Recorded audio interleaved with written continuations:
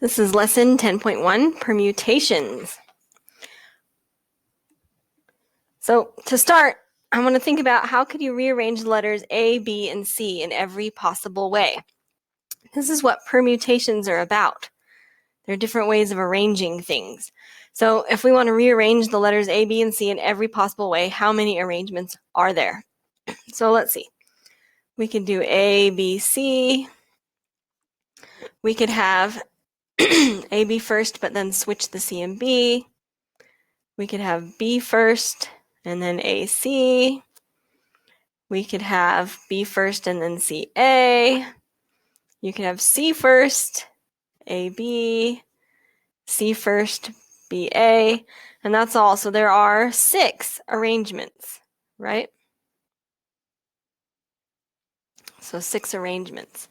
All right. So it can be hard to think of all these, so is there a better way? And that's what we're going to learn today. Okay.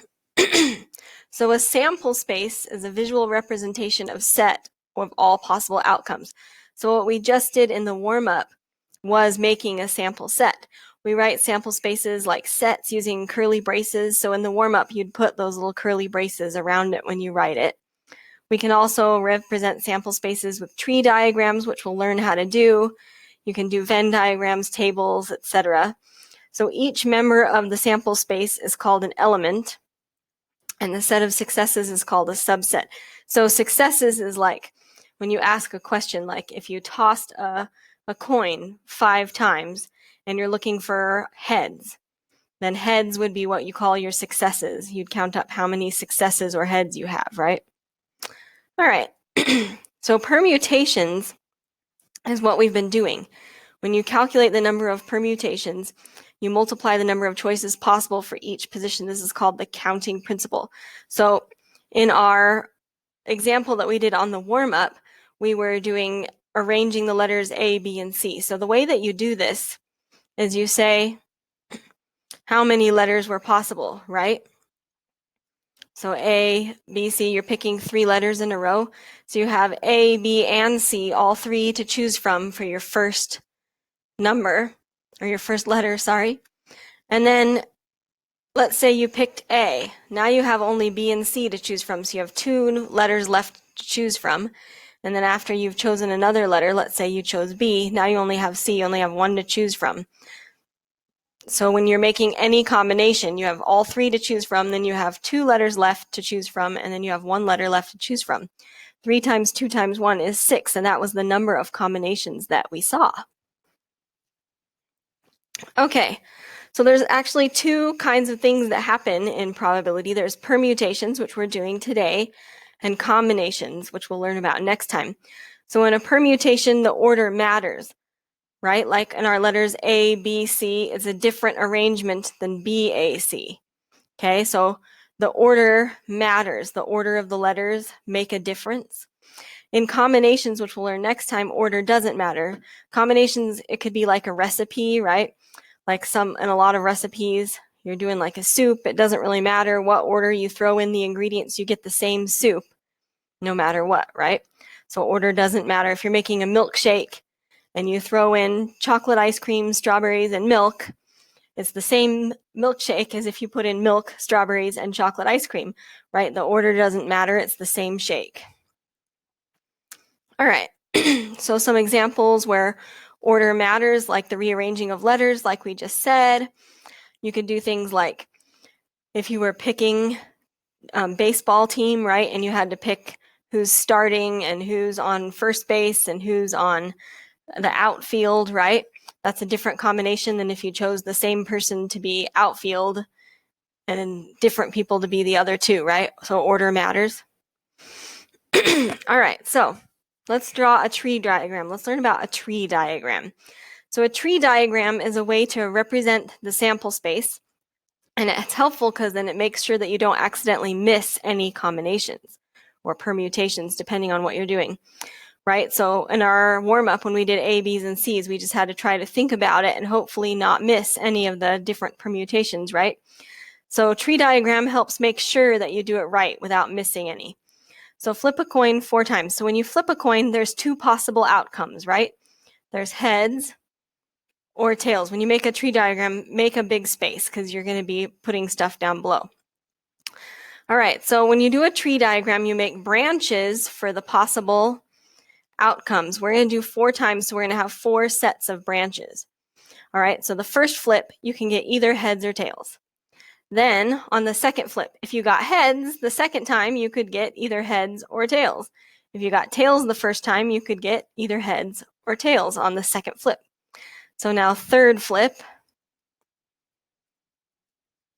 So you got heads the first time, heads the second time, you could get heads again or tails the third time, right? Heads or tails, heads or tails, heads or tails. So see, each branch is showing you the possibilities. So now the fourth flip, we need to make a 4th branch of the tree. You can see why we needed to leave space up above. So we need heads, tails, heads, tails, heads, tails, heads, tails, heads, tails, right? So when you get to the bottom, this is the number of combinations. So 1, 2, 3, 4, 5, 6, 7, 8. 9, 10, 11, 12, 13, 14, 15, 16. So there are 16 possibilities, right? So see, you could have gotten the sequence heads, heads, heads, heads. Or you could get heads, tails, right? So you can follow the branches down, and each little branch is one possibility. We could get tails, tails, heads, heads, right? So this shows you all the possibilities, and there are 16. So remember, if we wanted to do this with the counting principle, right? You're tossing a coin 4 times. So the first time you toss it, you could get either heads or tails, 2 possibilities. The second time you toss it, you have 2 possibilities again, heads or tails, right? 2 possibilities, heads or tails. 2 possibilities, heads or tails. And guess what? 2 times 2 times 2 times 2 is 16. So you can use the counting principle to get the number of possibilities without making the tree diagram. But the tree diagram can be nice because it shows you exactly the possibilities. So now if we wanted to know something like, in how many situations do you get exactly 2 tails? Now you could come through and say, okay, I only get 1 here. I get 2 tails along this branch, right? I get 2 tails along this branch, 2 tails along this branch, right? So the tree helps you see more specifically what the choices were. The counting principle gives you just the number of possibilities, but doesn't give you specifics. All right. So let's try. Write a sample space in a set for different arrangements of the numbers 1, 3, and 5. So this is similar to our warm-up, right? So this time we're going to write a sample space in a set. So if you're worried about missing any, you can make a tree diagram out of this, right? Or we can just write it. It's not too hard because there's only 3 numbers, okay? So you could have 1 first, then 3, then 5. Oh, I'm going to erase that and not put in. Okay. So 1, 3, 5. The next one, we could have 1 first with 5, 3. We could have 3 first with 1, 5. 3 first with 5, 1. 5 first with 1, 3. 5 first with 3, 1. So this is similar to our first problem with the A, B's, and C's, right? So if we did this, you have 3 numbers that you're trying to put in order, right? There are 3 spots to put a number. You have 3 choices, 1, 3, or 5 for your first number, then 2 choices for the second number, and 1. So you should get 6 possibilities. 1, 2, 3, 4, 5, 6. We got 6, right? 1, 2, 3, 4, 5, 6. So you know we got them all. Okay? So if you see sample space, this is what it means. It means make the brackets like this and write all the possibilities. Okay, all Jack's parents have 3 children. Draw a tree diagram to represent the different possibilities, right? So in this one, the first child could have been either a girl or a boy, right? Then the second child, girl or boy, girl or boy. And finally, the third child, girl or boy, girl or boy, girl or boy, girl, or boy. So if we count, there was 1, 2, 3, 4, 5, 6, 7, 8. 8 different permutations. If we use the counting principle, right, they're doing 3 children. You have possibility of either girl or boy for the first child, possibility of girl or boy for the second child, possibility of girl or boy for the third child. 2 times 2 is 4, times 2 is 8. Okay, so see how that works? So now, how many outcomes give us at least 2 girls? So let's look through our tree here. So this one is at least means 2 or more, right? So we have girl, girl, girl going this way. So that's 1, right? So there's 1 outcome. Let's try the next one. So if you went down girl, girl, boy, there's another one. So 2. We could also go here. Girl, boy, girl, 3. That one only gives you 1 girl, so not that one. Boy, girl, girl, that's 4. Boy, girl, boy doesn't work. No, boy, boy, girl doesn't work. Boy, boy, boy. So there was 4. Okay, so 4 outcomes where we get at least 2 girls. All right, next one. There are colored marbles in a bag, red, blue, and green. Write a sample space in a set, so that means use your little brackets, of the different possibilities of drawing 2 marbles. All right, so let's see how many we need to get. We're drawing 2 marbles, right? So blue, red, and green. So let's say you draw out, for the first choice you have 3 to pick from. You have blue, red, or green, right? And then for the second one, you only have 2 to choose from left, like you chose the blue out, so now you just have red or green, right? So there should be 6 possibilities. Okay, so let's see if we can do this. So we could have blue with red or blue with green. We could have red with blue, or we could have red with green. We could have green with blue or green with red. Okay, 1, 2, 3, 4, 5, 6. We got them all. How many outcomes gives us exactly 1 green? So let's look up at our sample space. What do we see? So here's a green, and here's a green, here's a green, here's a green. So 4 of them have a green. All right, next one.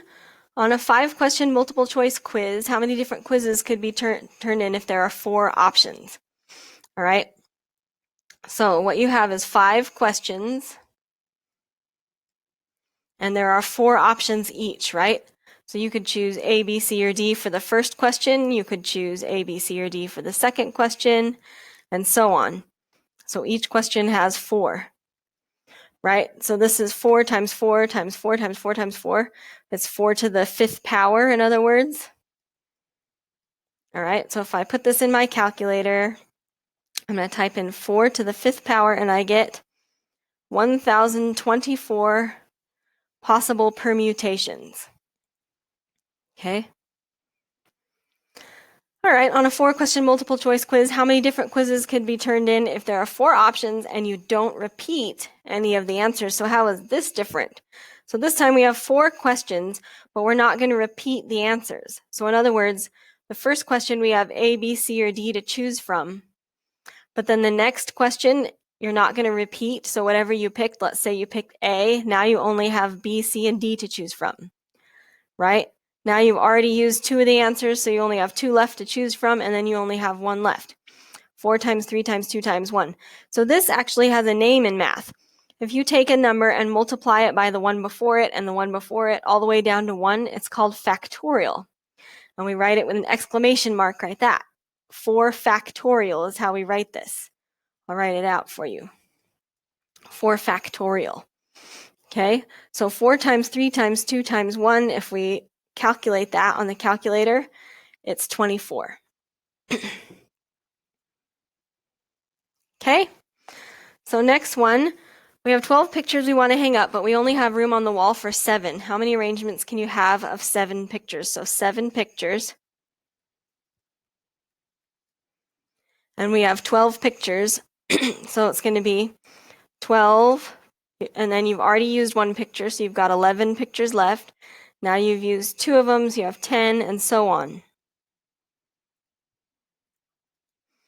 So you can see this is not 12 factorial, because 12 factorial would have to go all the way to 1. Factorial is all the way to 1, but it's like the first part of a 12 factorial, right? Okay, so let's put this in the calculator, and this time I want to show you a couple things in the calculator. All right, so let's take a look at this calculator, and we'll put this in.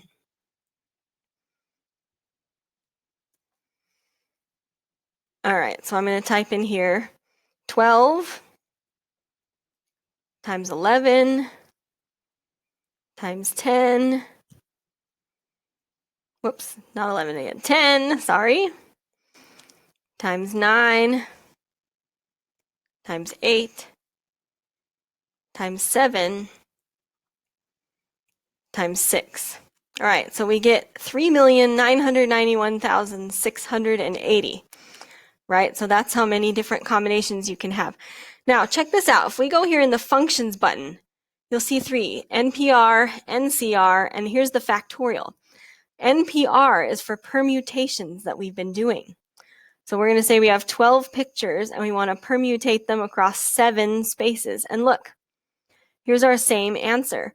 So you can type in things that way too, using this permutations button. All right, next example. Ashley has 7 places she wants to visit on her trip, but she only has 1 day free.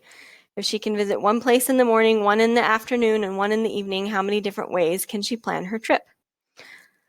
So 1 place in the morning, 1 place in the afternoon, 1 place in the evening.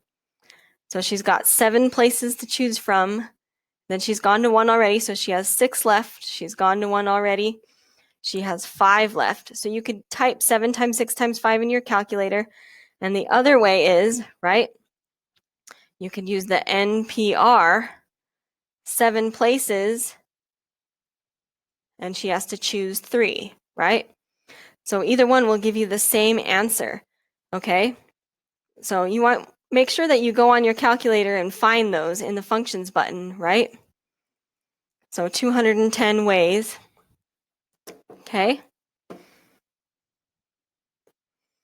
Next one, Dylan is deciding where to take his date for senior ball. He has narrowed dinner down to either Olive Garden or McDonald's. I guess Dylan is a huge cheapskate. And before the dance, he is planning to take his date either to a bees game, bowling, or miniature golfing. How many ways could Dylan organize the day's activities? So basically, you have dinner and you have an activity. So he's narrowed it down to 2 choices for dinner, and then he's got 3 different activities. So there are 6 ways. Okay? All right, next one. Chandler signed up for 8 classes next year. If all classes could be taken any period, how many different schedules could Chandler have? So right, he has 8 classes. 1, 2, 3, 4, 5, 6, 7, 8. And so we have to say he's got all 8 to choose from for the first one, and then 7, 6. So notice what this is going to be. This is going to be 8 factorial. So I'm going to show this to you on the calculator. All right. So we could type it in just the way it is. 8 times 7 times 6. You can see this can get a little tedious to type in numbers, especially if you have a lot, right? Like if you were doing more than 8, it's tedious to type all this in. But I just want to show you this so you can see that it's the same answer. All right. So now in the functions button, we can go in. This is also a permutation of 8 classes, and we're choosing 8, right? 8, choose 8. See, look, I've got the same answer. And we also noticed, hold on, that it is the same thing as 8 factorial since it goes all the way down to 1. All right, so we had 3 ways to type this in. You see you get the same answer no matter what, so it doesn't matter what you use. Okay, next one. A local soccer team has 18 members. No more than 11 members of the team can be on the field at one time. Any player can play any position. The positions are as follows: 3 forwards, 3 midfielders, 4 fullbacks, and 1 goalie. The coach decides to pick the forwards based on their field positions, left wing, center striker, and right wing. How many different ways can she pick the 3 forwards, right, if a player is assigned to a specific position? So in other words, we've got a left wing, a center striker, and a right wing, right? Okay, and there's 18 members. So you have 18 to pick from here, then 17, then 16. So this is the same thing as, whoops, no, I wrote this 8. I don't know why. Okay. 18, choose 3, right? With the NPR, you could type it in your calculator that way, or you could type the 18 times 17 times 16. Okay? So let's type that in. I'm going to type it in my calculator. Make sure you're trying this and make sure that you're getting it right on your own calculator, right? Okay, 4896. All right, and that is the end. So try the homework now. And remember to send me an email or a remind message or hop on my virtual Zoom office hours on A days if you have any trouble at all. And thank you guys.